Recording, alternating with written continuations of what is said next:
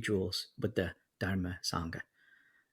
Buddha, Dharma, Sangha are the kind of reference point for those who practice the Buddha Dharma.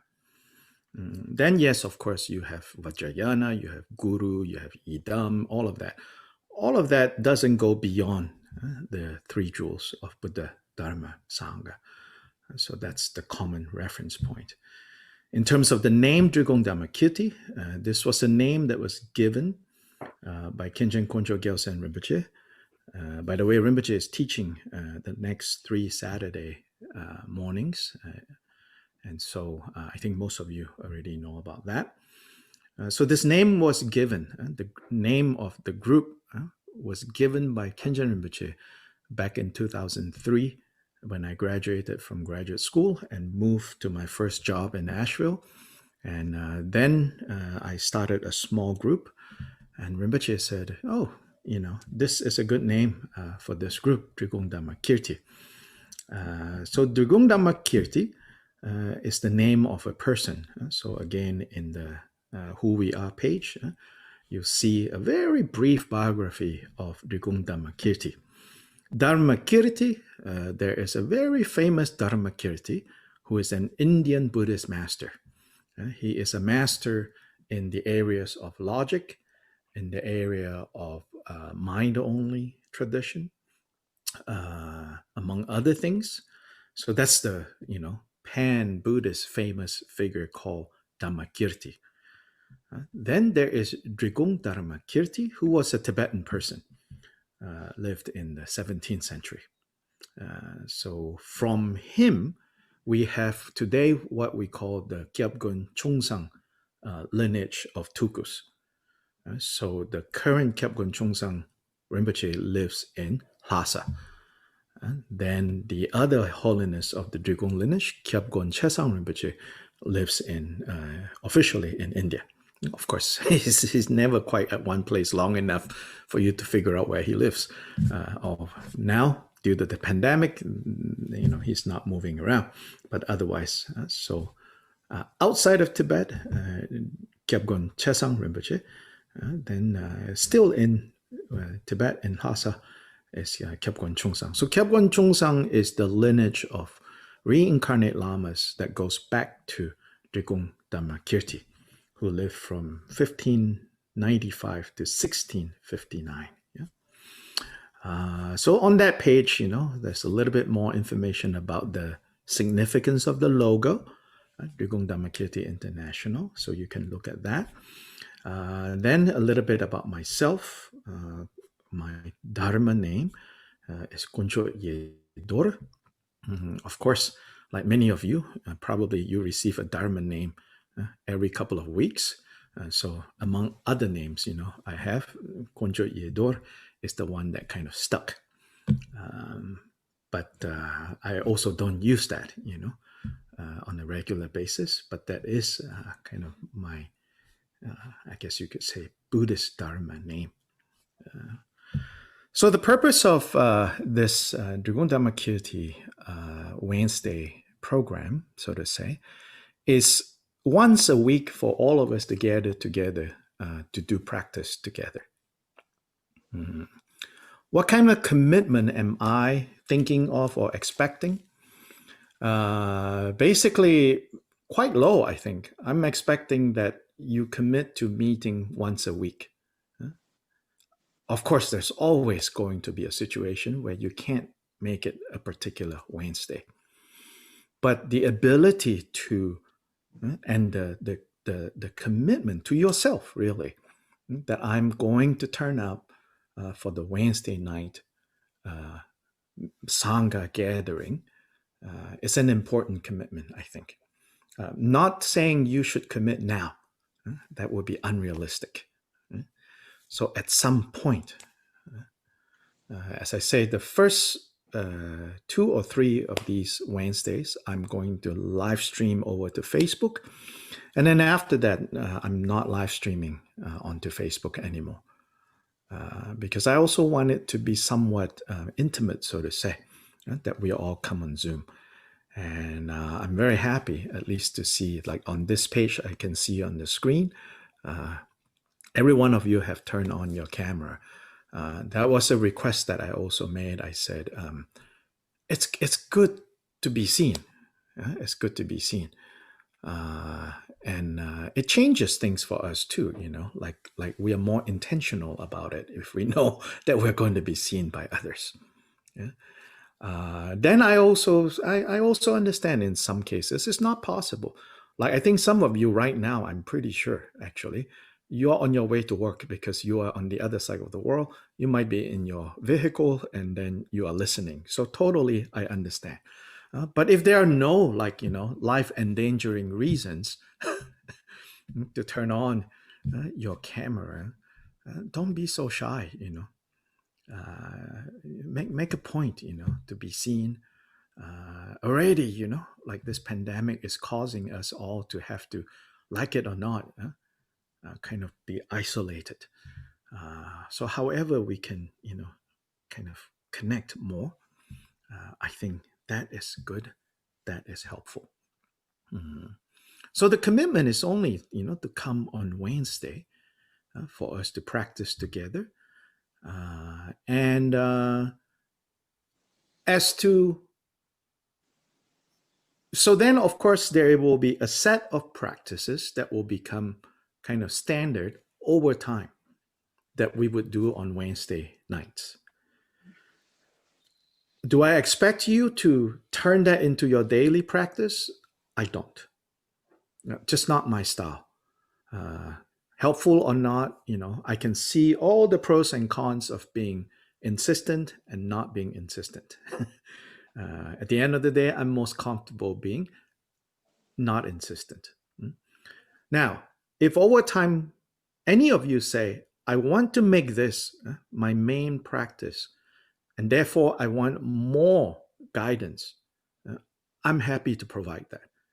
But I don't believe in guilting anyone, in burdening anyone with, oh, now that you have, started this, you have to do this. I think that's just counterproductive. Mm. So we will have, a set of practices that we typically would do together on Wednesdays. So we always start with the opening recitations, mm, and end with the dedications. Then in the middle, there will be a practice that we do together. And then, of course, I will explain those practices, point out certain things, open up some discussion. And I want it to be, participatory, that we participate in all different ways, but, to discuss, to talk, to go over things. So that's how I kind of envision what we will do on these Wednesday Sangha meetings. So now I'm going to pause a little so that I can sip some tea. And if any of you have any questions or comments, I please, like I said, I want this to be a more social place, a Sangha, as it is supposed to be. Yeah. So please.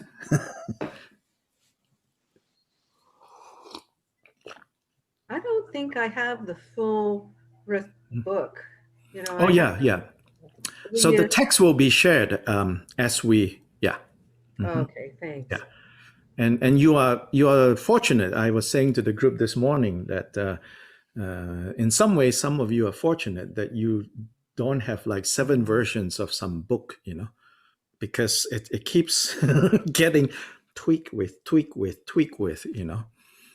So another advantage of a digital text is like, both advantage and disadvantage, like eternal tweaking, because it's a PDF, that's the disadvantage. The advantage is, like, it needs to be polished, it needs to be massaged, so that we don't get too like fixated on, oh, well, we always say it this way. Oh, we always say it that way, like, it doesn't matter, like, it doesn't matter and it matters, It matters as in, like I think here. And so part of what we want to do on Wednesday is for me to also make a case for why this text, this part, what is the nuance in this word here, and why this choice has been made. But it's not a fixed choice, that choice evolves, I think, uh, as we as a community, and in that sense, like, the first generation or first 5 generations of Dharma in the West, it cannot be fixed. It will necessarily have to mature and grow as these roots grow deeper and deeper in this context. So I said, when we started Urban Dharma, I said, in many ways we are the pioneers. And if you are not capable right now, which is understandable, to think multiple lifetimes, at least you have to be able to think of multiple generations, which means we may not get it, and we probably won't get it this generation, but whatever we do this generation, we make that resolve or that vow that hopefully whatever we make here, both our mistakes and our successes, will ensure that 5 generations later, it's a lot easier for those that will come. So the ability to look beyond this, the here and the now, as much as so much of our practice is about being here and now. You see the wisdom of the Buddha's teaching is that, on the one hand, so much about being present here and now, but that teaching, that emphasis is placed within this context of 3 incalculable eons, is the traditional expression. Because if you only talk about the here and the now, then this turns into something very narcissistic. If I cannot get the result here and now, this has no meaning to me. And so, multiple lifetimes. That, I don't need you to believe that.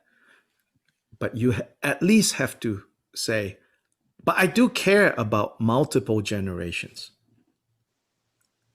At the very least, you have to, say, but I do care about future generations. So whatever we do now, if we do sincerely, then all our successes and all our failures will contribute to future generations in this culture, in this part of the world, having it easier, and wherever you are joining us.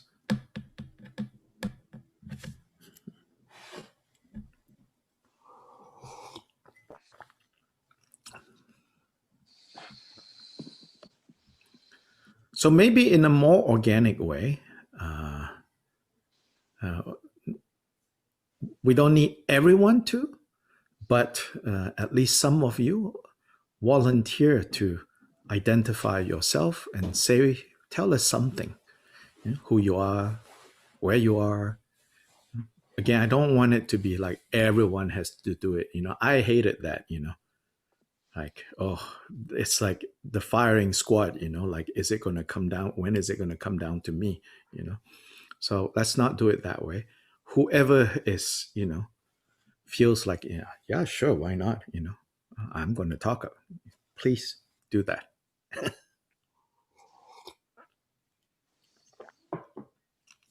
I'll go ahead. I'm Suzanne. Thank you. Hi. Oh, Suzanne. Hi. I'm Suzanne Bessinger. I am Zooming in from Richmond, Virginia. And I've known Hun for 20 years now.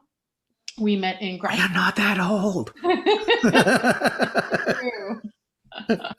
It's unbelievable, but it is true. We went to graduate school together at UVA.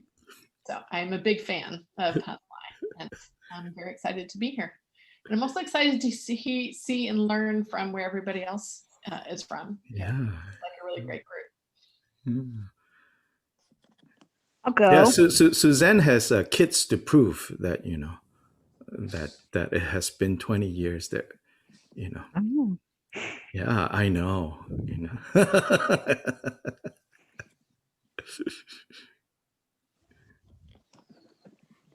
Okay, I'll say. Can you hear me okay? Oh, yes, we can hear you, Okay. Joyce. My other mic was always giving out, so I never am sure. I'm Joyce. I live in North Little Rock, Arkansas. And I've been involved in Buddhism off and on since the late 1990s. Had drifted away for a while, and the pandemic brought me back, and I'm glad to be here.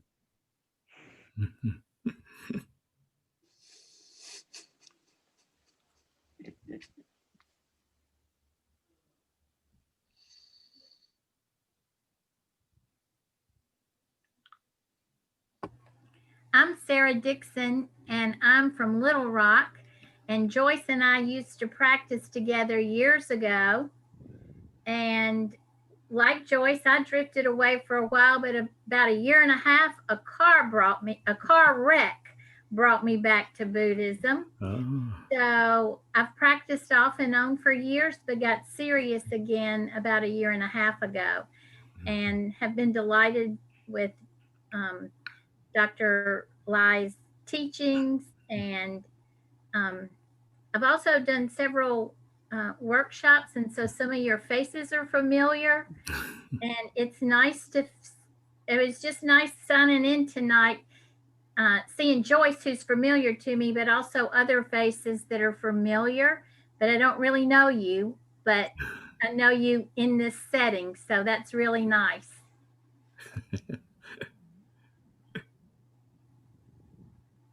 Hello, I am May Ma. I was born in Malaysia, grew up there, and I met, it's a small world. I met Dr. Lai in North Carolina. I live in Asheville. Swananoa. Yes, we met in Swananoa. We met in Swananoa. Tiny little town outside of Asheville, North Carolina. Which we sometimes call Swananowhere. We do. and I feel very fortunate to be able to access these teachings, and I feel that it's a huge blessing when I met Dr. Lai, and I have tried to keep up so far. So I'm very glad to be in this latest version of the Sangha, and very happy to be with all of you, and I hope to see all of you regularly. Yeah, so this group, has been meeting as kind of like I say, this is the at Urban Dharma we do a whole range of programs, and the Smells and Bells program is the Wednesday night. That's the Drugong Kagyu. Then on other days, we do different things at Urban Dharma. Less smells, less bells. In varying degrees, but the full force Smells and Bells Wednesday night, and then previously it was localized to we got together, we sat in the temple and we did practice, and then again with the pandemic, now, and so in part this development is due to the pandemic, yeah. So. And May and I were colleagues at the first college that I moved here to teach at Warren Wilson College. Yeah.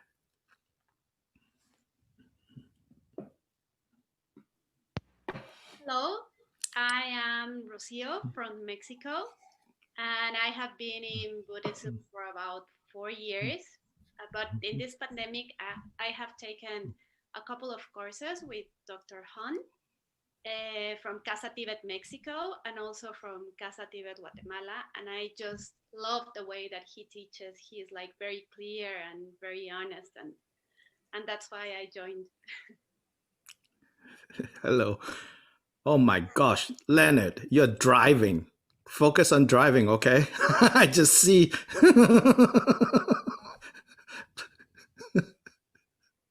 Don't talk. Don't look at the camera. Look at the road. He's in Malaysia.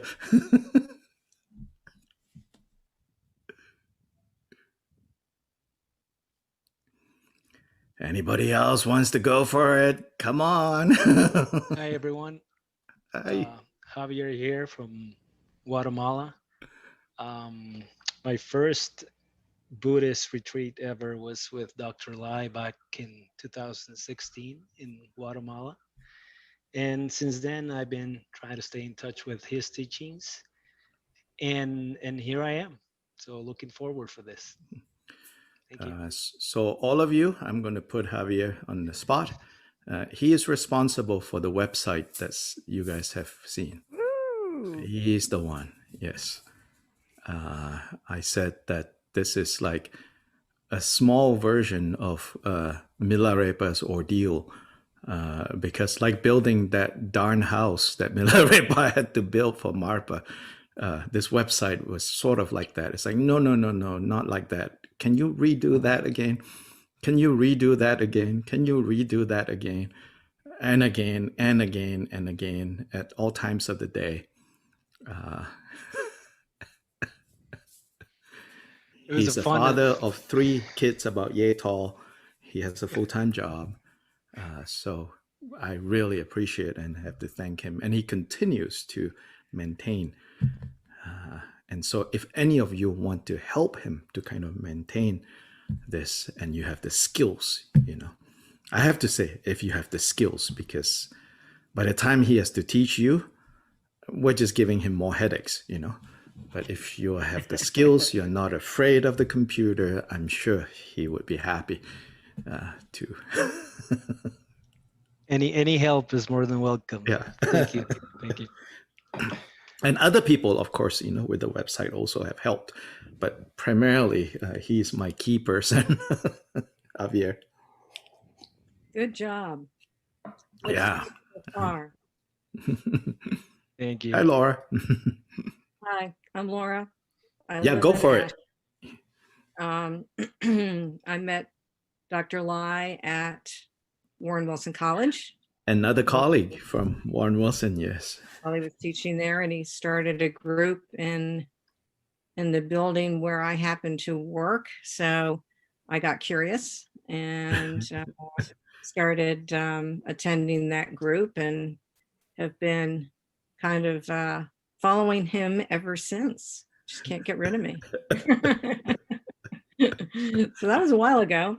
So I'm a member, I guess you might say, of Urban Dharma, and now Kagyu Sangha, and this latest permutation of this group. So I'm excited to have a more international community meeting on a regular basis. The Zoom meetings have really been wonderful. Yeah, Laura and I went to Ladakh. What year was this, Laura? Joe, what year was Ladakh? Joseph is here in 2012. Where you graduated? 2008. 2008. 2008, right. Yeah, went to Ladakh. So we went to some of the key Dragung Kagyu. Ladakh is a major Dragung Kagyu area. So we went to all the, not all, but a couple of the key Dragung Kagyu monasteries. Piang, just for a short time. But we were in Lamayuru for about 5 days, camped at the base of Lamayuru. Lamayuru is like the moon. The landscape is really stark, like the moon. Really impressive. So Laura was in that trip. That's right. Yeah, it was before I even knew that much about Tibetan Buddhism. So it really opened up my eyes to what it was all about. Right. Made a lot more sense, later on.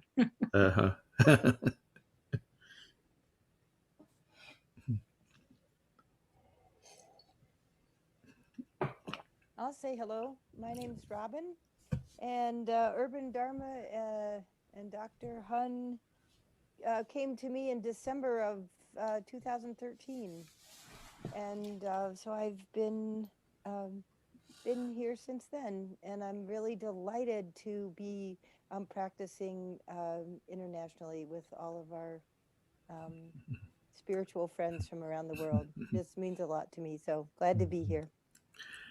If you all have written Urban Dharma before, info@udharmanc.com, it's probably Robin, at least in the last few years, that is the one that has been answering your questions.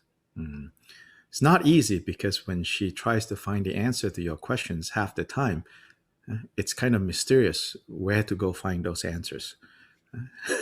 But somehow she figured out the answers.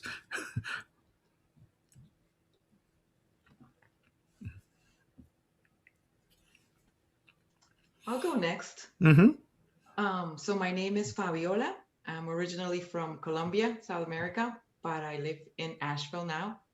Been here for like 3 years. I've loved Buddhism since I first heard about it and have been studying and reading about it for the last 10 years or so. But when I found, Dr. Lai and Urban Dharma, is like, just felt like right at home. So like Laura said, not getting rid of me either. I'm here for the long run. My first language is Spanish also. So very happy to be in this international community. Thank you. Yeah, so we'll have a chance, for us to gradually know everyone. I also, don't think we want to spend the rest of the evening, although, it's very good for everyone to know everyone. So we're going to start now with the opening recitation. So since not everybody has the text, now I'm going to share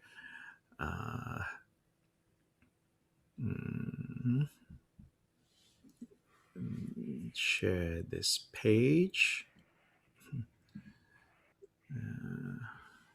Yeah, okay. Yeah, so y'all can see that, right? Yeah, so we'll begin with this, the typical way that Drugong Kagyu practices always start is to begin with the recitation of what is known as aspiration and action bodhicitta. So which is this one here is the aspiration. In English, it's all mother sentient beings, that one. Then the action bodhicitta is thus until I achieve Buddha. Thus until I achieve Buddha. So they are then following that is the longer recitation of taking refuge, which tonight we're going to skip that and go to the brief refuge formula, so to say, which is this one that says, in the Buddha, Dharma, and Sangha, most excellent. We're going to go to that, followed by then the four immeasurables. May all mother sentient beings. And since, again, English is not the first language for all of us. This is, we have people from all over the world. So this is also when I think chanting in Tibetan is kind of, you can say, neutral. Neutral in the sense that it's not any of our language. And as I said before, sometimes I like that we are able to chant in Tibetan.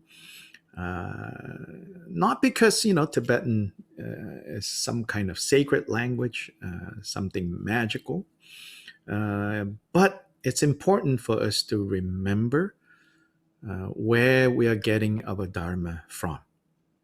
And it is not to take for granted that the Dharma has come down to us for, at least 1,500 years through Tibetan people, Tibetan lives, Tibetan histories, that it has come to us now, practicing in this tradition, to remember that. The Chinese have a saying, when you drink your water, you want to remember the source. And so this principle, I think, is important. The other thing is to hopefully plant a seed. Who knows? Plant a seed in some of us to have some interest in learning Tibetan. There's still so much that is waiting to be translated. And so if you're not exposed to Tibetan at all, then it might not occur to you like, maybe I should learn some Tibetan. And so when you learn some Tibetan, whether you end up being a translator or not is sort of beside the point, but it will help. You have more kind of direct access to many of these things that are still only available in Tibetan. So for that reason, we also do it in Tibetan. But now, before we chant in Tibetan, and also it's very nice then, when you join together with other Drigunkagyu people, and when it's chanted in Tibetan, you're not like at a loss, like what is that? What is going on? So having that common reference point, I think, is also, I find, to be good and helpful. So here, let's see if I can get a volunteer to read these 4 recitations one time in English, just one for each of them, one time in English. And whoever the volunteer is that's going to read, you might be familiar again with the particular version that you have become familiar with. And I do ask that you kind of focus on what choices are being made here and read accordingly. So if we can get someone to read, that will be great. Just unmute yourself and start. All mother sentient beings, limitless as the sky, especially those enemies who hate me, obstructors who harm me, and those who create obstacles on my path to liberation and all-knowingness. May they experience happiness and be separated from suffering. I will quickly establish them in the state of the most perfect and precious body.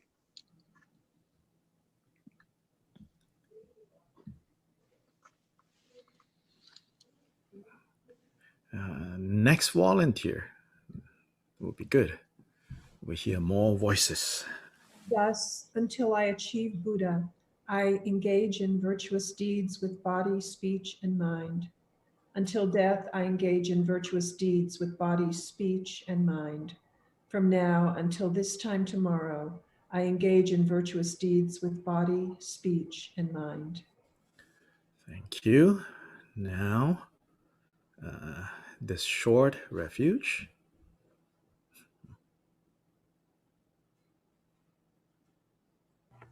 In the Buddha, Dharma, and Sangha most excellent, I take refuge until Bodhi is reached. By the merit of generosity and other perfections, may I attain Buddhahood for the sake of all wandering beings. Thank you. Now 4 immeasurables.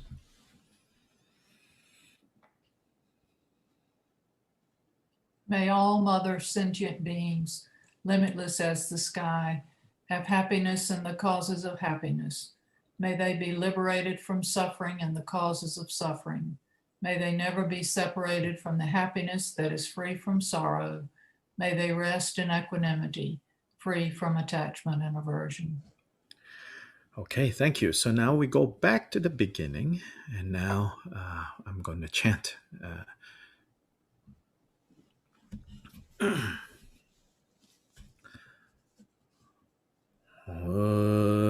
Dhala dhava jebe dra nobar jebe gek tarba dhan tam je gembe pardu jobra jeba tam je ge so jebe manang kadang nyambe senjen tam je dewa dhan den dunga dhan de nerdu lana me bayang dhabara zobe janju Rinpoche Dobara Jo Nala Dhawa Jebe dra no ba jebe ge darba dan tam je gembe bardu jobra jeba tam je ge zu jebe ma nang ka dang nyam be sen jen tam je dewa dang den dung yao dang de ne de la na me ba ya da bara zo be chan ju rim pa je do bara je na la na wa je dry no bar jebe ge tarba dan tam je gembe bardu jobra jeba tam je ge ze jebe ma nang ka dang nyambe sen chen tam je dewa dan den dung yao dan de ne de la na me pa yang tabar zobe janju rimpo je dobar je de je du sama gegi bardu lunga yisum gewa lago mashi bardu lunga yisum gewa lago du dering ne sung de nima santa samgi bardu lunga yisum Gewala gu zongge judan soge jonam la changchu bardu dane gyalsu chi dagi junsu gibe sonam ki drola penchir zongge drubra shu zongge joda soge jonam la changchu bardu dane gyalsu chi Dagi jinso gibe sonam ki drola penchir sangye dubra shu sangye jodan sogi jonam la chanchu bardu dani gyabsu chi dagi jinso gibe sonam ki drola penchir sangye dubra shu manam kadanyambe Tamje dewa dang dewe gindan dambara gyurji dungyao dang dungyao gi gyudan drewa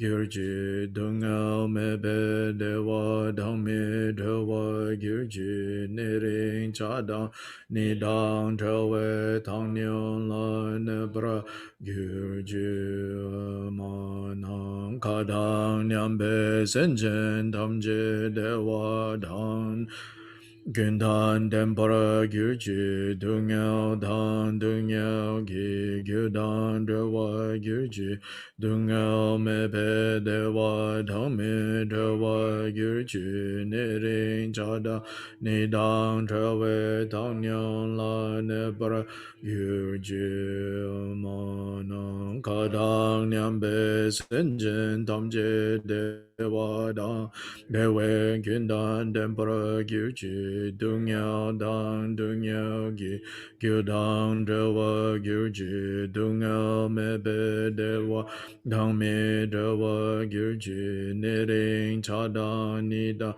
drewe dang nyon la nebara gyurji.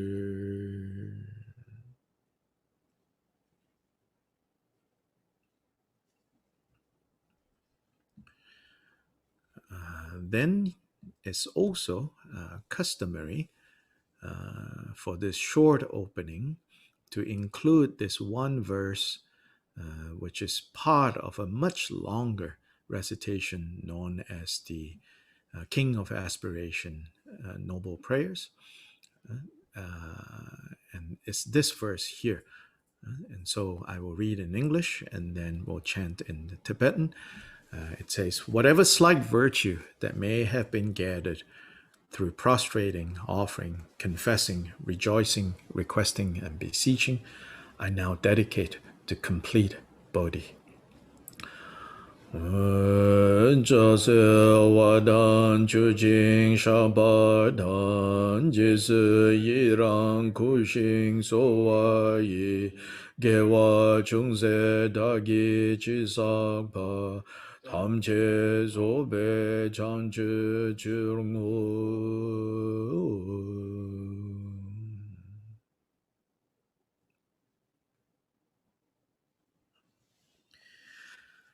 So every lineage, tradition of Tibetan Buddhism has its own way of doing these standard kind of opening recitations, opening prayers. The contents might be arranged differently. The wording might be different. There are significant overlaps as well. But each tradition does have its own kind of emphasis and its own style. This one is specific to Drikung Kagyu. Drikung Kagyu is one of the lineages of the Kagyu family. And so here, we always begin with the aspiration and action bodhicitta. And these words were written, composed by the founder of the lineage, Kyopa Jigten Sumgan, who lived in the 12th century. So this first over here, this opening aspiration prayer has a nickname. The nickname is based on the keywords at the opening of this prayer. And it is called, in Tibetan, Da Dangma. Da is I. Dang is hate. So Da Dangma can be translated as those who hate me. Those who hate me. And so then, you are thinking, oh my gosh, what a strange way to start your practice. That to start with a recitation called Those Who Hate Me. So here, instead of, oh, may my enemies perish, which is, secretly, that's probably the prayer that we all do, may my enemies, perish. We have become more civilized, we don't actually want them to die, but may they go away, at least. Yeah. And so here, this opening prayer reminds us, okay, your deepest desire is for them to go away. So now, how can they really go away? Just as they say, in the environmental sustainability context, there is no away, the trash that we generate, there is no away. Like throw it away. There is no away. It's just hidden somewhere else. So we used to hide it, in landfills, and now landfills, people don't want them, so we try to ship it to other countries, especially in the US. You used to ship it to China, now China doesn't want it. Then try to ship it apparently to Malaysia, now also Malaysia doesn't want it, and various other places don't want it. So there's no away. So likewise, with these those who hate me, we want them to go away, but there's no away. There's no away. Except for they go away when their own sufferings have disappeared, have been resolved. So hence the notion of bodhicitta. That we have to understand that the only way to truly and ultimately get rid of whether people we don't like or conditions that we don't like is to achieve the freedom and liberation that a Buddha achieves. Buddha simply means one who is awake. Bodhi, one who has Bodhi, is a Buddha. To be awake. To be fully and truly awake means to be free from confusion and to have the capacity to lead others to the same freedom of confusion, which is the definition of Buddha. So to be Buddha is the only way to truly have all our problems to be away, right? And so the biggest problem is those who hate me. Sometimes those who hate me are not even actual beings, right? On some days, you just feel like, even, sunrise hates me. You have those days, you wake up in the morning, you go, oh, I think even the sun hates me.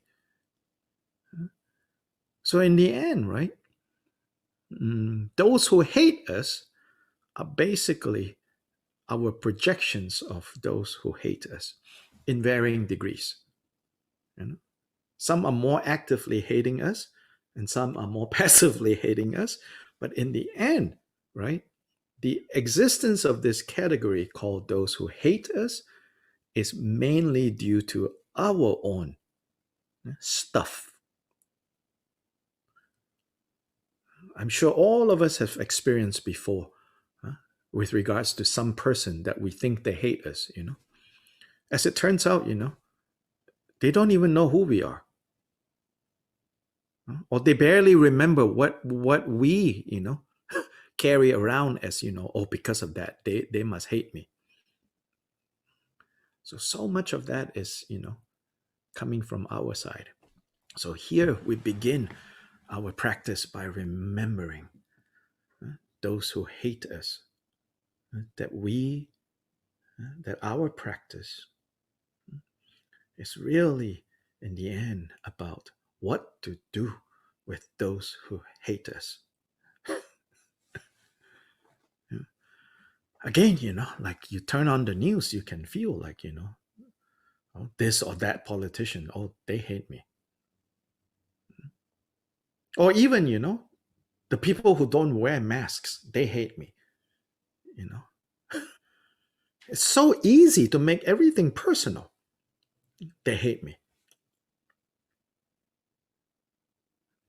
Well, make personal. So Bhattara Rinpoche says, you have one yak, you have the suffering of one yak. You have 5 yaks, you have the suffering of 5 yaks. So the more we go owning, then the more we are going to have to defend.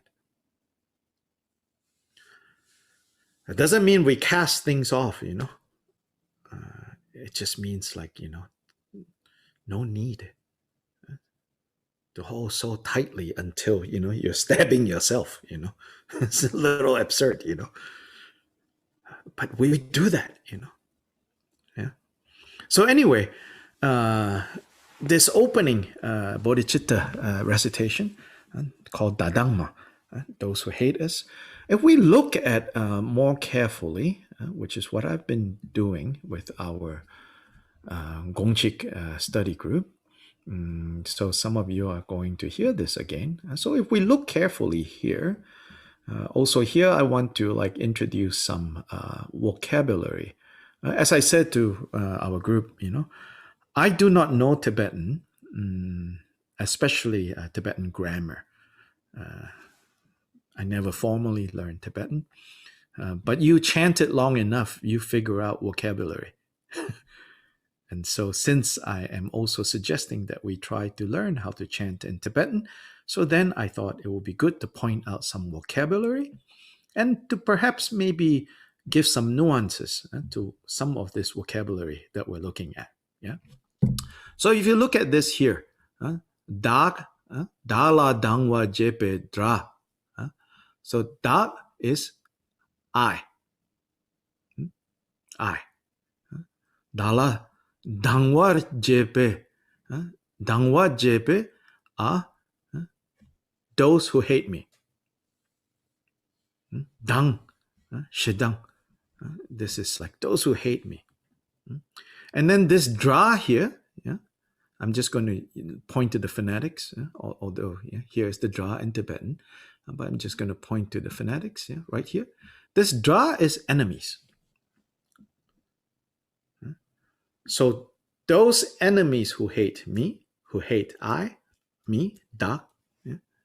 Then next, this gekpa here are obstructors. Those who stand in our way. So what kind of obstructors? Obstructors that are harm causers, harm bringers. No par jepe. No par harm. Those who harm us. Those who bring us harm.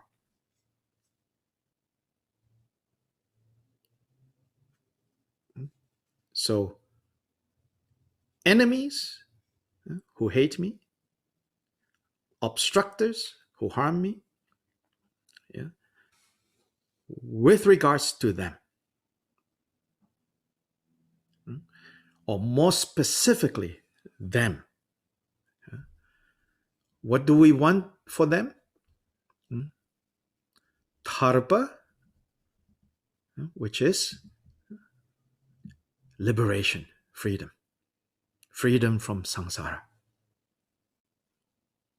from the cycle of confusion. Dharpa and, this dang is and, tamche kiempe. Tamche is all, entire. Kiempe is knowing, so all knowing. So Dharpa dang tamche kiempe, barudu chopra jepa tamche ki so jepe. So it's saying, with regards to these enemies who hate me, obstructors who harm me, and specifically those who create obstacles. So here, the next one, Dharpa dang tamche kiempe bardu, chopra jepa tamche ki so jepe. So especially all these, those who obstruct my, here actually it's about those who obstruct my path to complete Buddhahood. With regards to them, I wish the following. And the following is, here Deva is happiness or bliss. May they have happiness, and Dunya is suffering. And Drewa is to leave, to be free from suffering.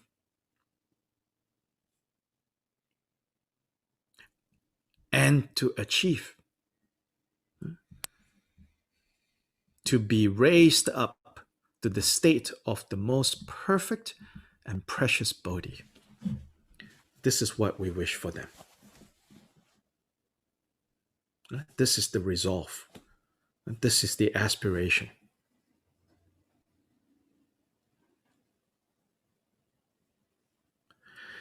The third category of troublemakers, right? Those who create obstacles on my path to liberation and all-knowingness.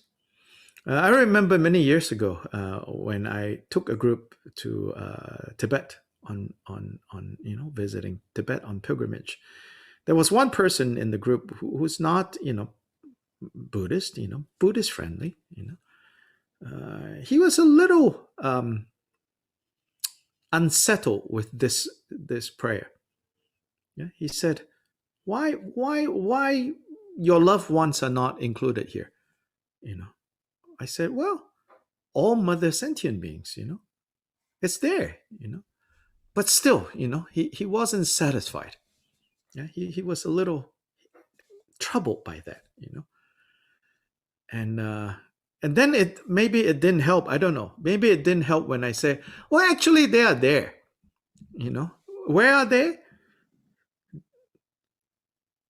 Those who create obstacles on my path to liberation and all-knowingness. those that we really like, those that we really care for, those that we really love, from another perspective, they create obstacles on the path to liberation and all-knowingness. I mean, you're like, oh gosh, why does it sound so bleak, But it's often, right? It's like, like try next Wednesday, One of them is going to say, hey, I think we should watch a movie tonight. You're like, movie? This new thing that I'm starting? Oh, new thing I'm starting. I think it's on Facebook later. I'll go watch it later. Okay, let's settle for a movie, So, there you have it, those that you really love and care about, can often be those who are creating obstacles, even without them knowing, right? Creating obstacles to freedom and all-knowingness, which is a description of Buddha. And the all-knowingness part is not so that, Buddhas can spy, on your credit card numbers and your, security code. The all-knowingness part of the Buddha is so that Buddhas can be effective in leading us to freedom. So the overt obstacles are the enemies who hate us and the obstructors who harm us. The subtle problems are those we love and care a lot. Those we hate and don't care for are the overt problems. Then those that we really care about are the subtle problems. But at the end of the day, whether overt problems or subtle problems, don't blame anyone. It's our projection. So in other words, just like there is a way to relate to enemies and obstructors in a skillful way so that we bring them in, then with our loved ones, the Buddha is not telling you to throw them away, make them enemies. No. There is a skillful way to love and to be loved by them. That's what we're trying to learn. It's about skillful and unskillful. So much of Buddhism, I think, gets mixed up with the more conventional sense of religion, where it's not talking so much about skillful or unskillful. It's talking about right or wrong, moral or immoral. Yes, Buddha's teachings have those dimensions in there for sure. But more fundamental, it's about skillful or not skillful. And then how do you measure your actions skillful or not skillful? Skillful pertains to happiness, unskillful pertains to suffering. Very simple definition, but not at all simplistic because it does get complicated. But it's a very clear definition. Skillful actions are actions that lead to happiness. Unskillful actions are actions that lead to suffering. Right? Now, having said that, again, these teachings never leave behind an important point. On the level of when actions result in outcomes, right? These outcomes that we label happiness and suffering, right? Got it? What I'm pointing to? Labeled. We are the ones that label the outcomes as happiness and suffering. As long as we are committed to the labels, then we better watch, on the cause side of things, skillful or unskillful. Then not only that, even if you say, oh, I have mastery over the labels now, even if you actually believe that, although, that's, I think, questionable, you might think, oh, I can handle the labels. I know they're labels, so I will stop labeling that. But then, excuse me, don't forget that there's a whole bunch of people around you who don't have that power. So, for that reason, we still need to watch very carefully on the end of action. So, action and result, cause and effect. So, I think if we want to be very precise about it, cause can be labeled as skillful or unskillful. Outcomes can be labeled as happiness or suffering, meaning desirable or undesirable. But if mind, right? Those who possess mind, Semchen, Tibetan, those who possess mind, those who possess consciousness. If those who possess consciousness are not present, just like the thing, if no one is present and the tree falls in the forest, do they hear a sound? If mind possesses, consciousness possesses, meaning sentient beings, are not in that picture, then yeah, of course, there's no happiness or suffering. Because those are labels based on the fact that those with consciousness carry the burden of these labels.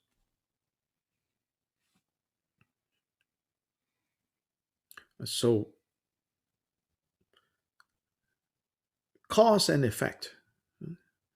I want to make this point. I think sometimes in certain explanations of Buddhist teachings, cause and effect is treated like dharma for dummies.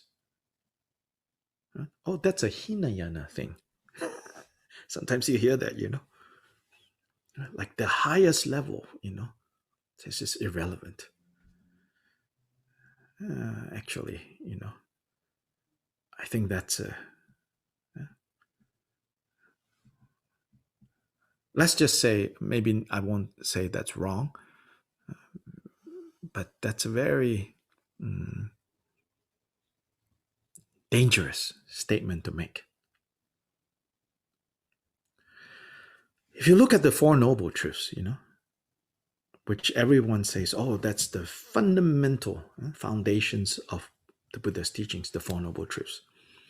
You know what the Four Noble Truths actually is? Even more basic than Four Noble Truths? I'll give you a hint related to what I was just talking about. What's the Four Noble Truths actually?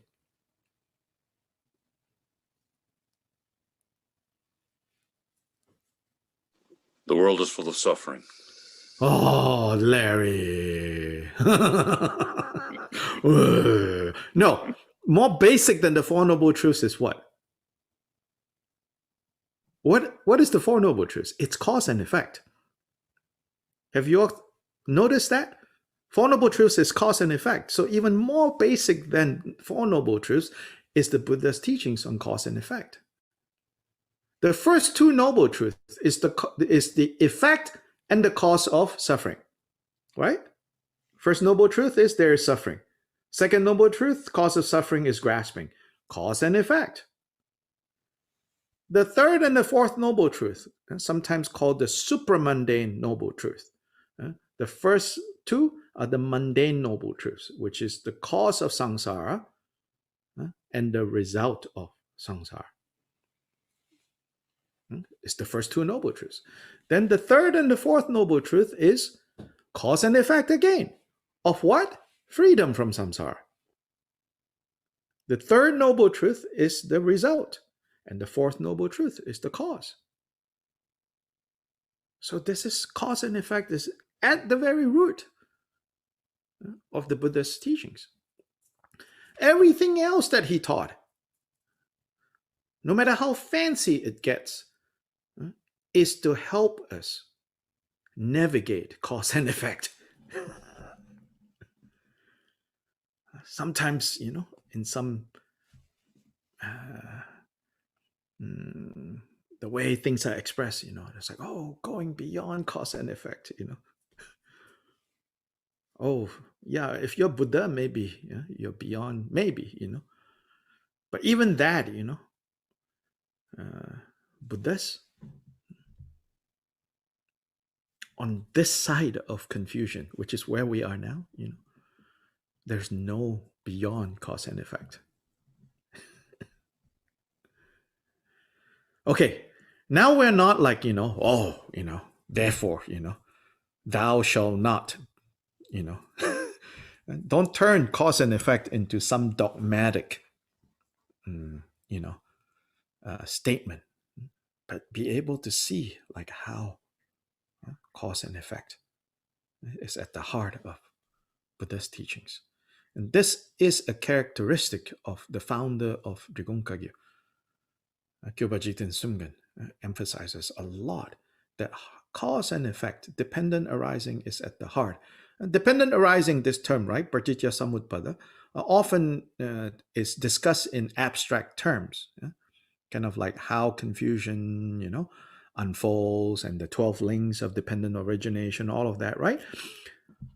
But if you get right down to the level of like how you and me actually experiences the world outside of the discussion of philosophy, then dependent arising is the unmistaken working of cause and effect. As I spent last couple of months teaching to the Ecuador and Peruvians, and of course the Mexicans, Guatemalans also joined, on the Tsongkhapa's three principal aspects of the path, when he talked about the third aspect, which is the aspect of emptiness, there it's so clear. And Tsongkhapa, by the way, lived about 200 years after Jigten Sumgen. It's very clear to me now that at least that section of Tsongkhapa's writings about emptiness and dependent arising, it's completely, I would say, in agreement with the way Jigten Sumgen taught about what is at the heart of the Buddha's teachings. At the heart of the Buddha's teachings is cause and effect. That lies at the heart of it. Yeah. So it's really important, I think.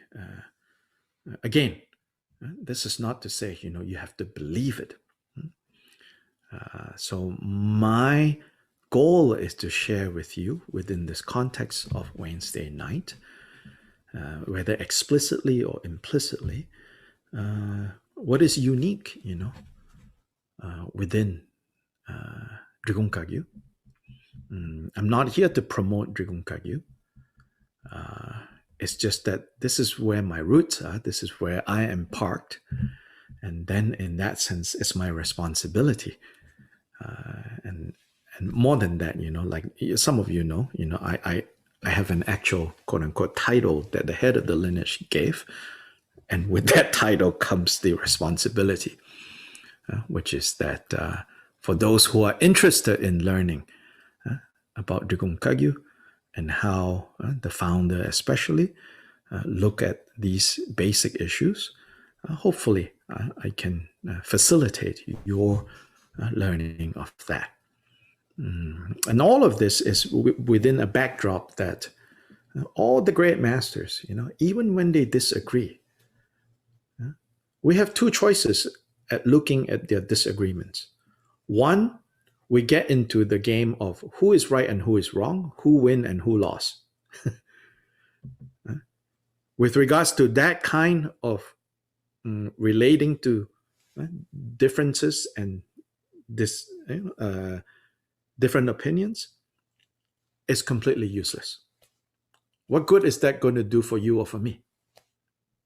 Yeah, to decide, oh, this guy won this debate, that guy lost that debate, or this great master was right, that great master is right-ish, not quite right.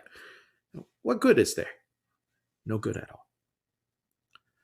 What is more, I think, helpful is for us to see, even when we see like some of these great masters, when they write, disagreeing with each other, they are pointing at potential faults in understanding that can arise for us. So that in the end, we don't have to say, oh, this one is so great, that one a little great, not as great. Then that's, creating sectarian mind. And sectarian mind is not just, within this sect and that sect, even within the family. Some people, I like this great lineage master more than that great lineage master, Again, you can quickly kind of get trapped in that way. Then it becomes, Nagarjuna says, like, if the water that you use to put out the fire in turn, produces another fire, then this becomes hopeless. So Nagarjuna says, like his teachings is meant to put out the fire. But if you then, on the basis of his teachings, start another fire, then finish. No cure. Hopeless. Okay, now, questions or comments? Discussion. I've got something. So hello, David. You are in Pittsburgh? I am in Pittsburgh. Oh, okay, Hi. good. I'm David. I'm in Pittsburgh. Good. We have Lama Kalsang here, and wonderful. Yeah. Another Pittsburgh Sangha member here tonight. To Dogma, is it skillful, do you think, to, when we look at obstructors, to consider aspects of ourself that are also not in our... For sure. We are our worst enemies, right? Oh, definitely. So yes, you're also praying for yourself in that sense, We are our worst enemies, among the desert fathers, Christian tradition, they're apparently one of the ancient desert fathers, his favorite mantra, so to say, is, Lord, protect me from myself. But we don't have a tradition of self-flagellation, so don't do that. Right, and the whole concept of like self-hatred also, right? Oh yes, yeah. That doesn't exist. No. In right. Like Dalai Lama had mentioned that he was totally confounded when he heard of that. Right, no original sin.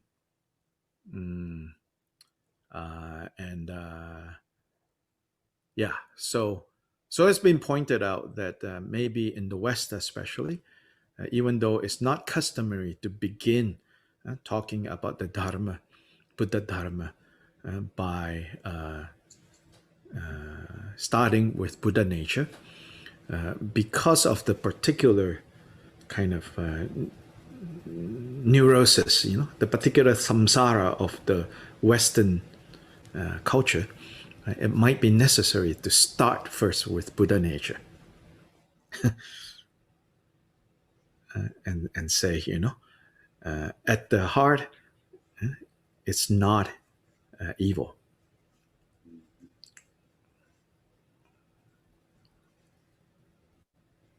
Yeah, others, anyone, your thoughts and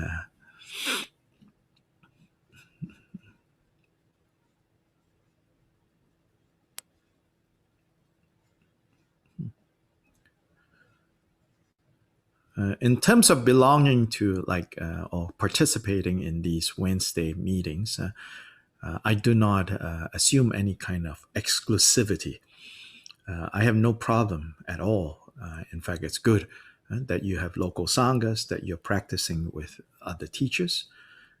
But make sure that your teacher, if you have one, don't have problems with you participating in this. That I do ask that you check in with whoever you trust as your teacher. If you have access to them, you should say something about how you are participating in this.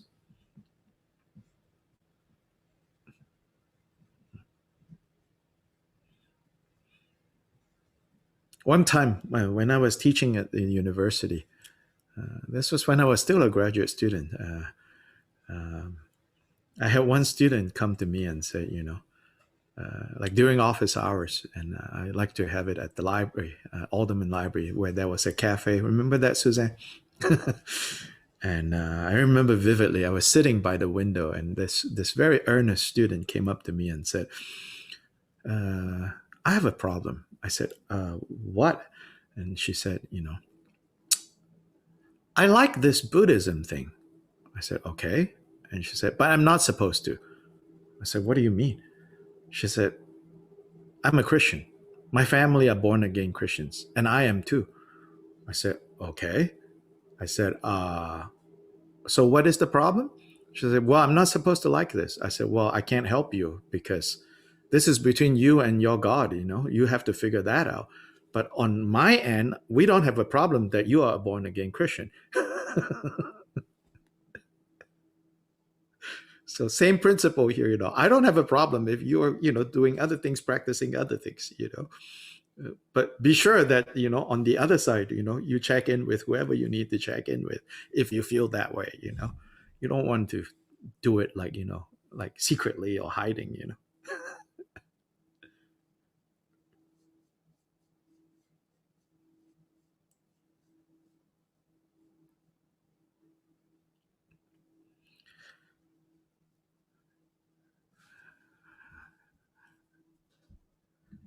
Other questions? Comments?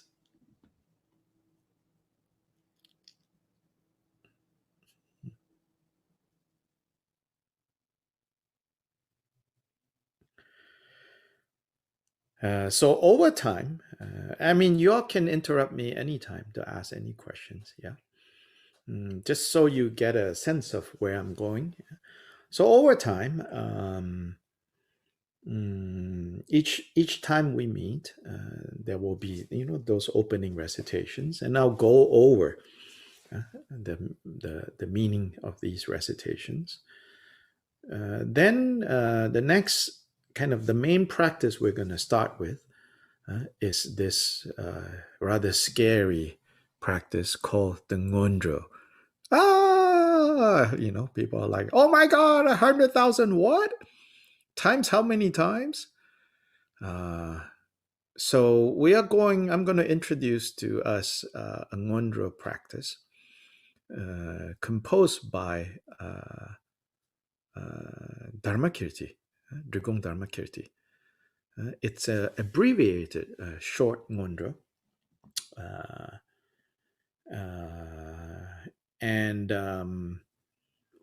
And just so you know, no, you're not under any obligation to do 100,000 this, 100,000 that, but it's just our common practice on Wednesday nights, and that's it. Yeah? Don't get stressed over it. If at some later point, you connect with that and you say, I want to set a target, then we can talk about that.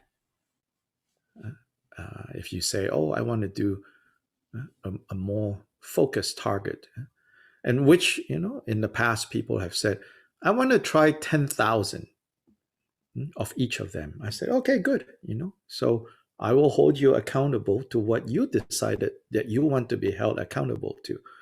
10,000 of each. Go ahead.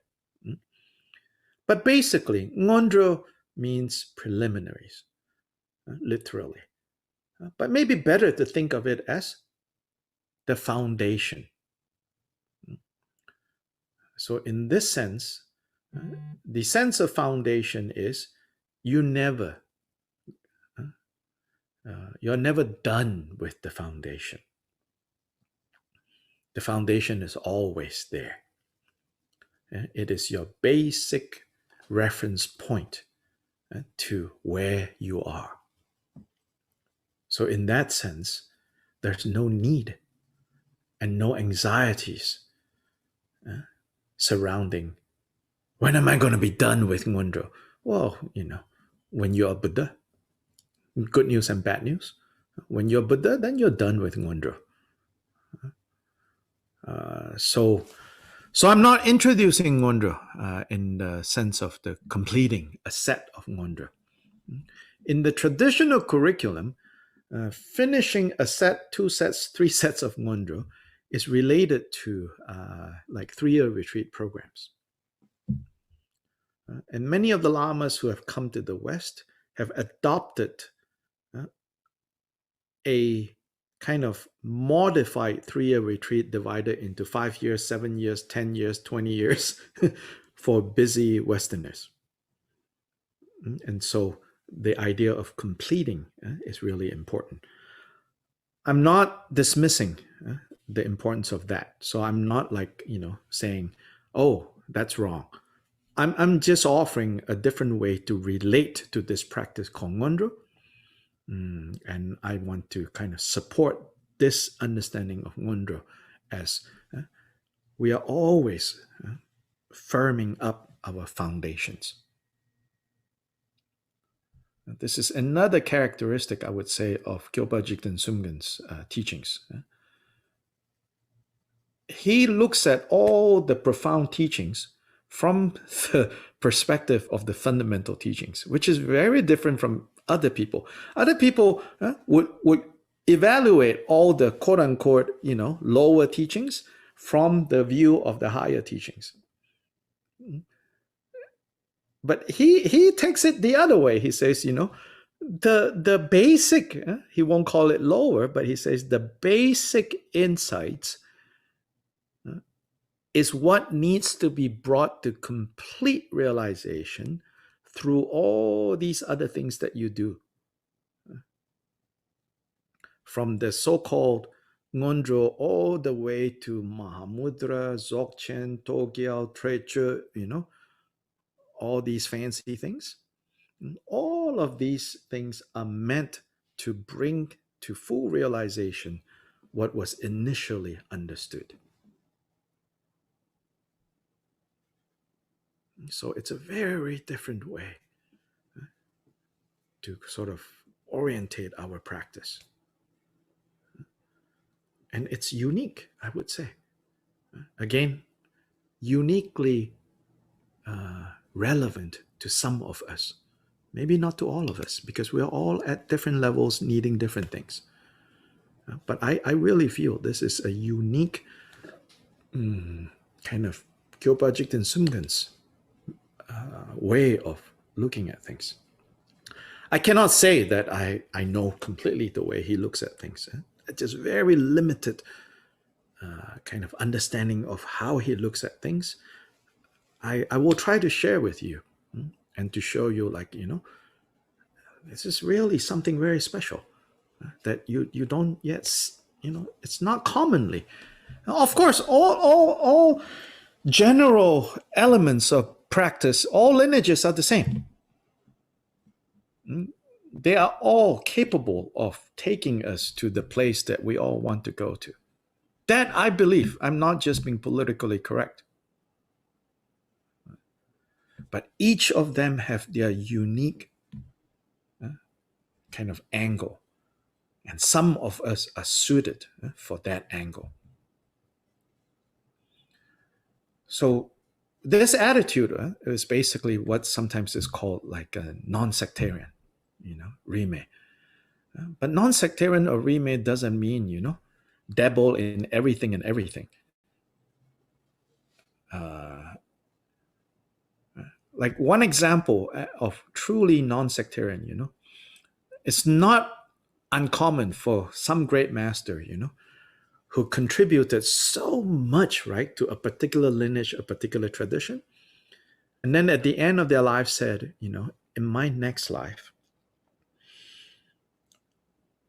by the power of everything I've done in this life, in my next life, may I be reborn in that other lineage. Truly non-sectarian, They say, may I be reborn in that other lineage. Why? Because that lineage is getting weak. I can go help there. Truly not attached, Truly seeing that every legitimate lineage has an important role to play in the awakening of all beings. And when one tradition is diminished, then the whole project is diminished. truly non-sectarian in that way, but not a wishy-washy non-sectarian. We should not be, I feel, shy away or afraid of saying, no, this is not how this tradition looks at it. And this tradition has its own unique way of looking at things. But that is not a statement about how other people are wrong, you know. So to do both of these simultaneously, you know, to be so like kind of inspired and dedicated to one particular way of looking at things, if you have that karma, it's wonderful, you know. It can bring so much focus to your practice. And also, I'm not saying that you need that. You have to see, you know, if you have those circumstances, those karma, to really be inspired by one tradition, one way, it brings a lot of like energy to your practice, a lot of focus. But it's not the case that everybody has that kind of karma. So I always say, I'll suggest to people, you know, when you're learning something, do your best to learn and to get, you know, what is being said. So that's one side of this process. The other element that is equally important in this process is to remain true to your own process.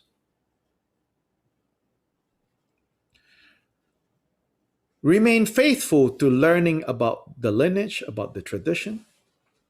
Remain honest and true to your own process of growing on the path. These two can sometimes rub up against each other. Don't be afraid of that. But don't settle. Don't settle by, you know, twisting what the tradition says to fit our madness of the time. Don't settle that way for sure. But also don't settle in the other direction. Like, oh, the lineage says it. The lineage master, the founder said it. Then I should just believe. It also will not work. It will just plant resentment until one fine day, you know, when all the conditions are right or maybe wrong, and a Jehovah's Witness knock on your door, you will convert. Because you just press down all the resentments, you know, because you want so much, right, to be a good Buddhist. That also will not work. So let these two come up together. Yeah? Learn what you want to learn, whether it's a tradition, a lineage, or particular teaching, or whatever. Learn it well as you can.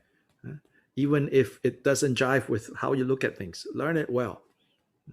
Then on this side, remain true to your process. You cannot lie to yourself, whether it's working or not working. And let these two come together. Eventually, at some point, they do come together like this, and not just like this. They can come together like this. But don't be afraid for it to go this way. Yeah, it's good. It's a creative tension that is necessary. Now, so Ngondro is our kind of reference, common reference, common practice.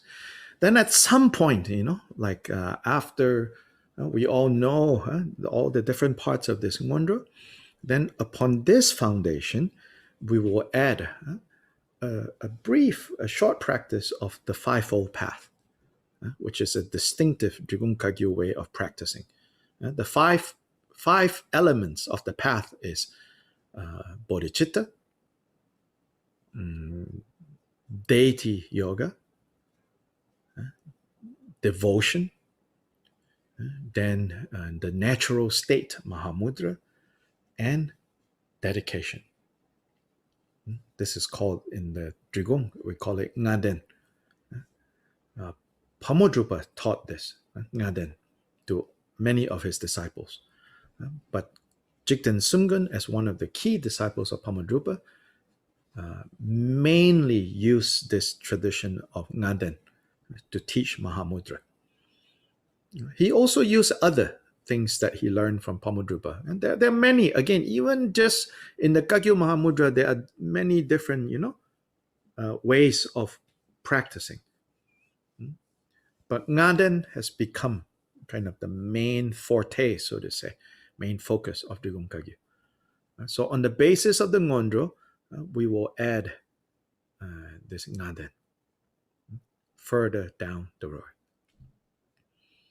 Then at some point, the practice of the main Dharmapala of the lineage is the great-grandmother of Jigten Sumgun, Achi. We will, as a group, we will do on Wednesday. Generally, I don't talk much about the Dharmapala business. It's so baroque, and it can get into like, Harry Potter land easily, when you get into all this Dharmapala stuff. I'm a fan of Harry Potter, by the way, so I got to be careful not to feed that stuff too much. But Archie, being the great-grandmother of Jigten Sumgun, and I have very fond memories of my grandmother, not my great-grandmother. I never knew my great-grandmother. And so I have a soft spot for grandma. And so it's my own. And so I think it's helpful to relate to a grandmother figure who is, we say, an emanation of Tara.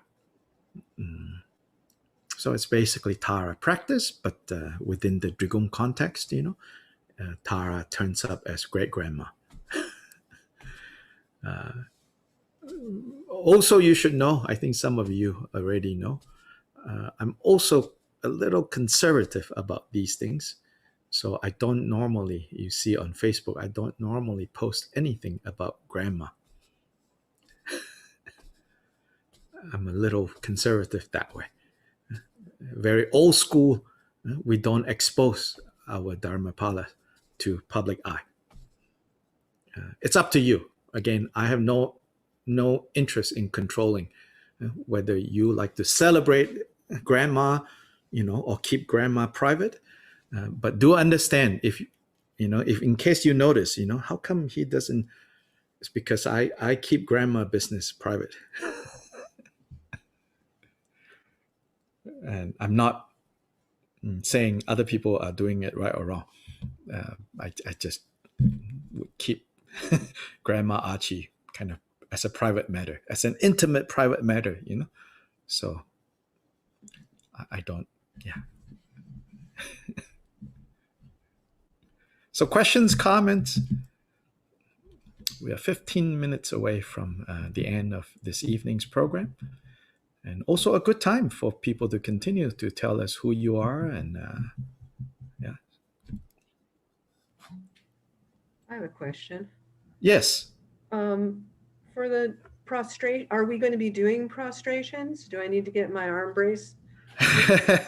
You can. Of course, in our together, we're not doing like, a lot of, because together, right? Okay, so how it's going to start is like this. So thanks for asking this question.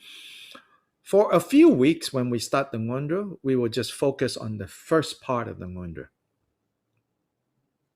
Then we will focus on the second part, the third, the fourth, the fifth, right?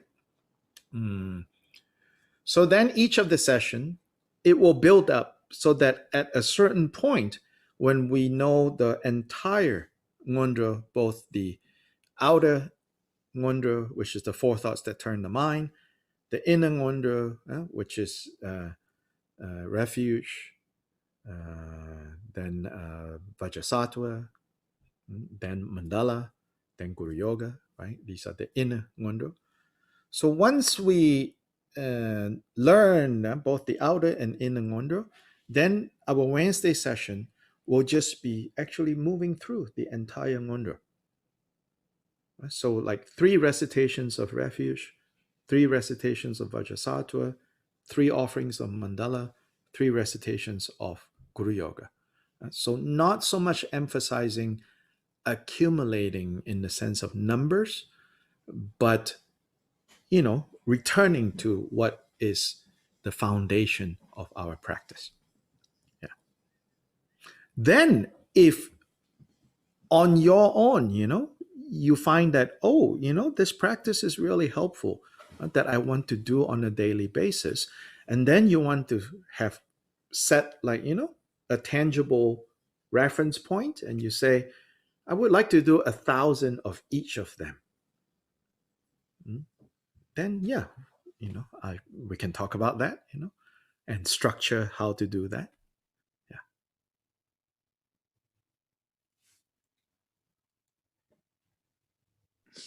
Dr. Lai, Mm-hmm. When you introduced the 5 elements of the concise fivefold, Mm-hmm. You mentioned bodhicitta. Yes. What was the second element?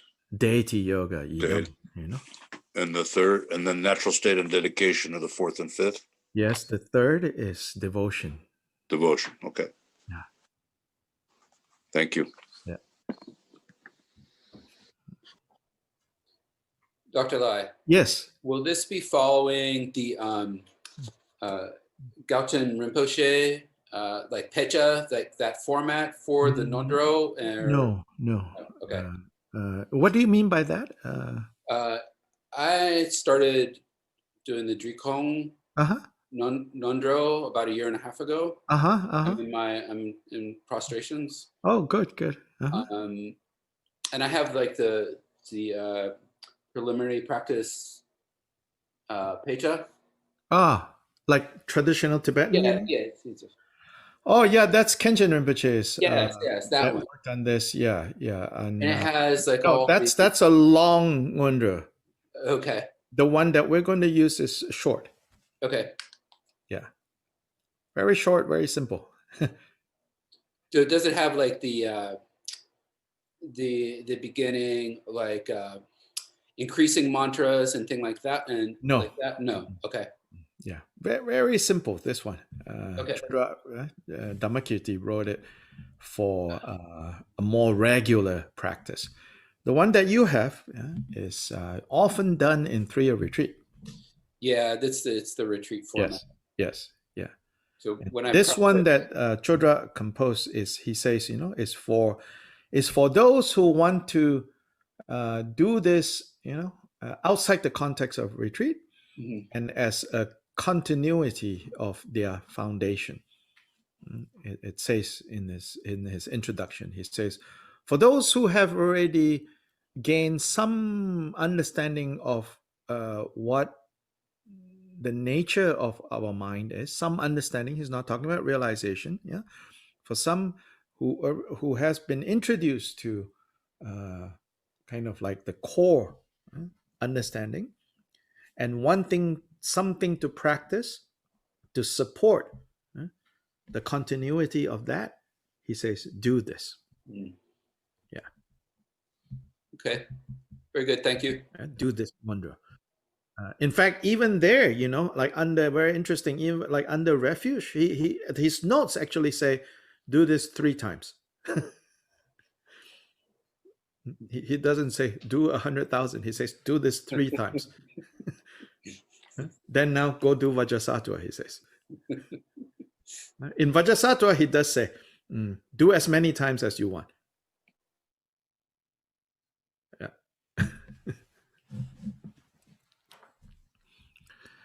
Okay. Yeah.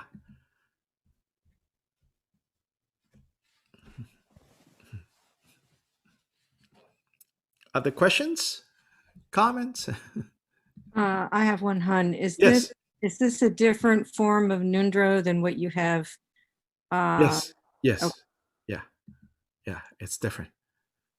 But it's as short. Okay. In the end, of course, they're the same, like the sections are all the same, the outer Ngondro, the inner Ngondro, 4 thoughts that turn the mind. and then the 4 practices of refuge, Vajrasattva, Mandala, and Guru Yoga.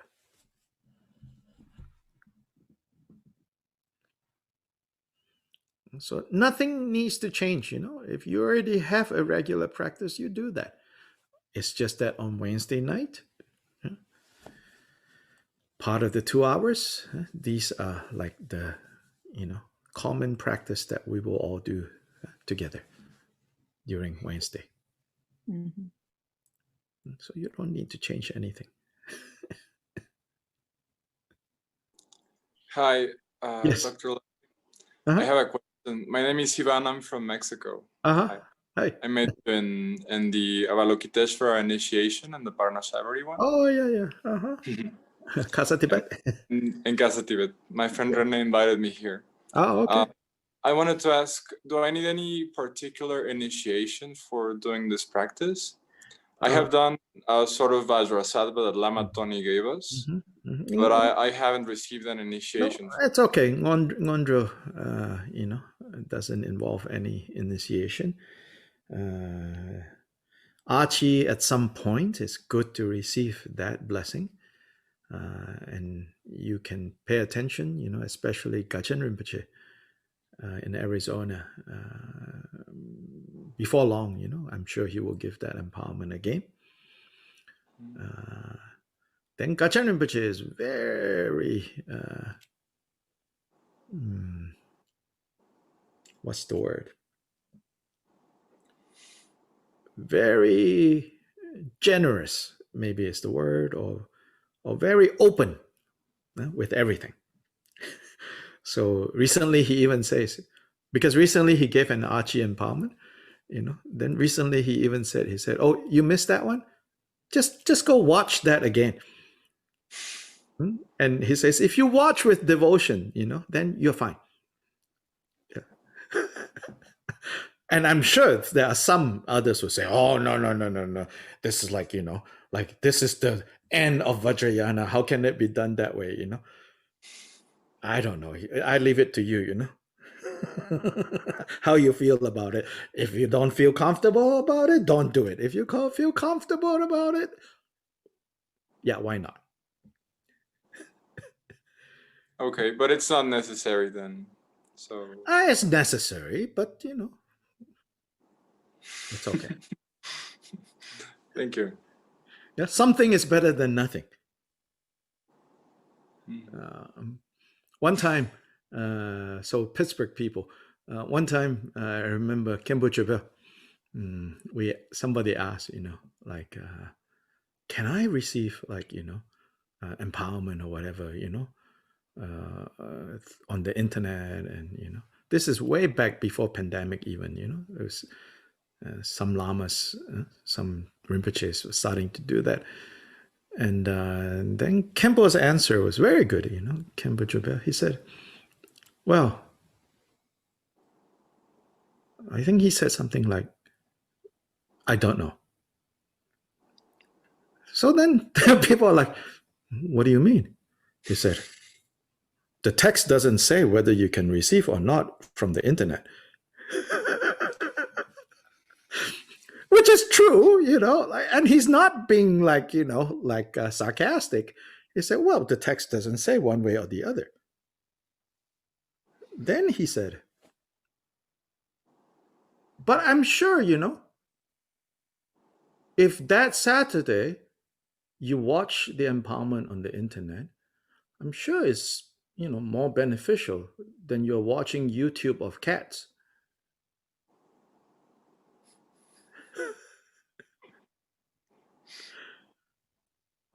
Yeah, it's true. Is it good to do? Yeah, it's good to do. But insofar as the mundo, then there's no special empowerment or anything like that. Yeah. And slowly, Thank you. Yeah, slowly we can also see, what is the meaning of receiving empowerment? Yeah, that's a big topic, It's like, what does it mean, to receive empowerment? I mean, I've attended a lot of empowerments, That much I can say. I've attended a lot of empowerments, As for receiving empowerment, I don't know. That's the truth, I will say.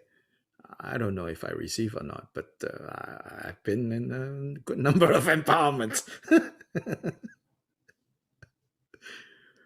So when the Tantras say, without receiving empowerment, there is no result from your practice.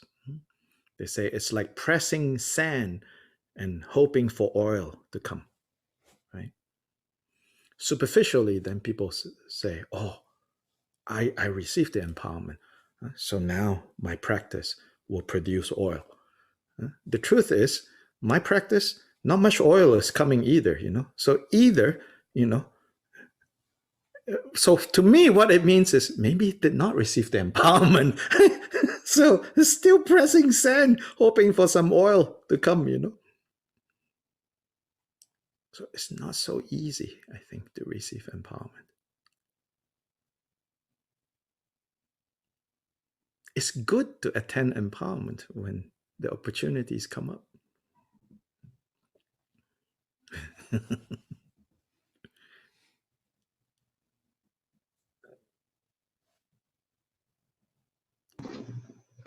Hun, I wonder if you would speak to us about the benefit of us practicing together. Sort of I know seems like, yeah, talk to us about that, please, a little. So they say,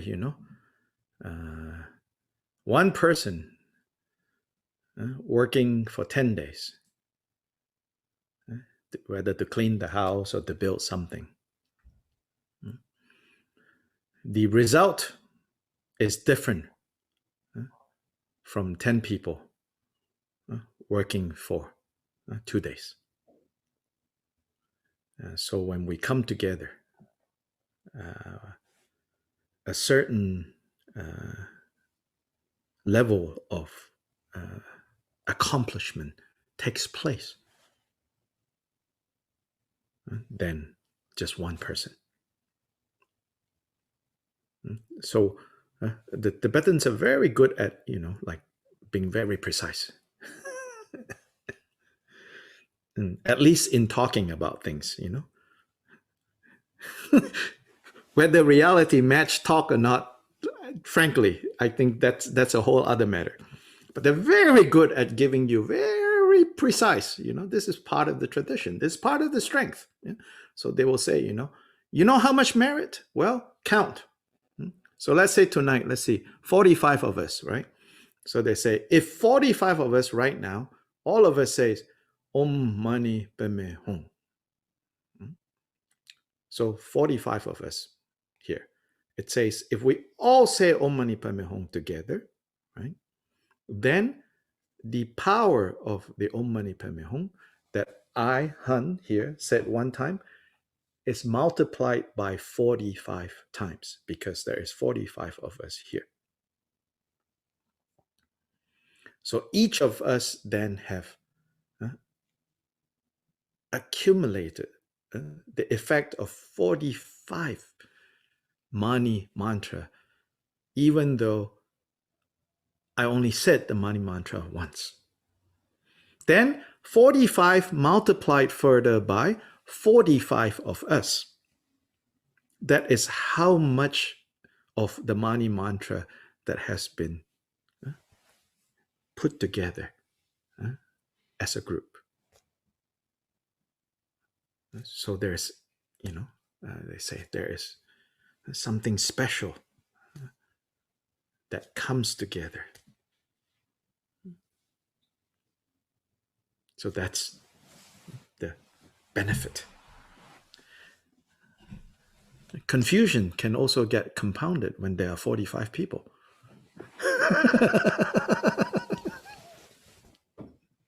So be careful,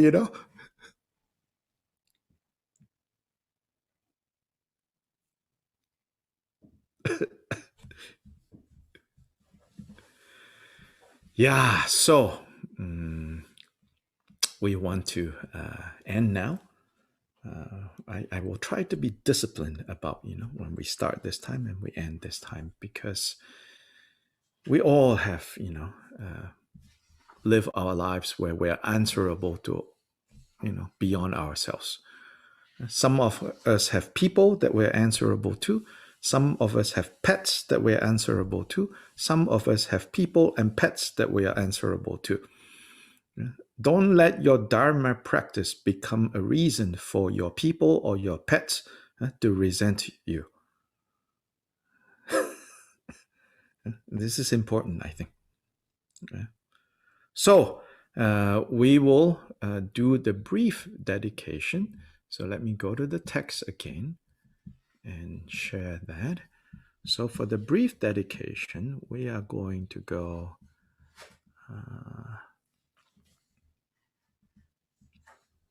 to the very end. So this is the dedication.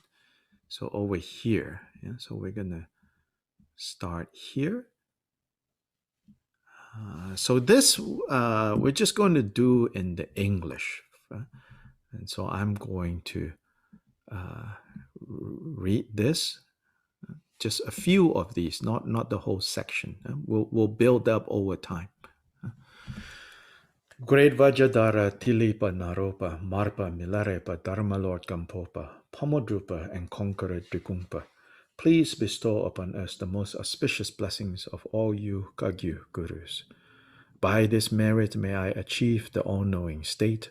May all who wander on the waves of birth, old age, sickness, and death cross the ocean of samsara by defeating enemies of faults and delusions. By the virtues collected in the 3 times in samsara and nirvana and the innate virtue, and in the primordially co-emergent mandala of the mind, may I realize the exalted intention of Jigten Gompo, the indivisibility of the 2 truths in the exalted form of Vajradhara. So thank you for joining us this Wednesday evening. We will meet again next Wednesday and next Wednesday. And then maybe the final Wednesday of the year we will not meet. Then we will meet in January again. Then for those of you who don't know yet, calling your attention to Kenshin Rinpoche teaching this Saturday and next 2 Saturdays, altogether 3 Saturdays, New York time from 9 to 12 for 3 Saturdays. So if you have not registered yet, if you go to the Facebook page of Urban Dharma, go to the Facebook page of the Drigum Kagyu Foundation. There is a way, you'll see there how to register. And so there's also on Facebook a group called Drigum Dhammakirti International Sangha. Look for it and request to join it. That will be our way of communicating. The other way of communicating is for you to sign up on the Drigum Dhammakirti website for the newsletter. But we're not producing newsletter yet, but we're using that email list to communicate our Wednesday night program. So we don't have a lot of emails going out from that, but that would be a place for you to know what's happening. Drigum Dhammakirti DDIS don't have a Facebook page. I don't intend to create one, but there's a Facebook group for DDIS, so look for that. Yeah. So thank you so much. You all have a good evening. You all have a good day. And those of you who are on the other side of the world, I hope Leonard arrived safely wherever he was driving to. And good night. Good night. Thank you. Yeah. Yeah. Night. Thank you. Night. Thank Thank you. Thank you. Good night. Night.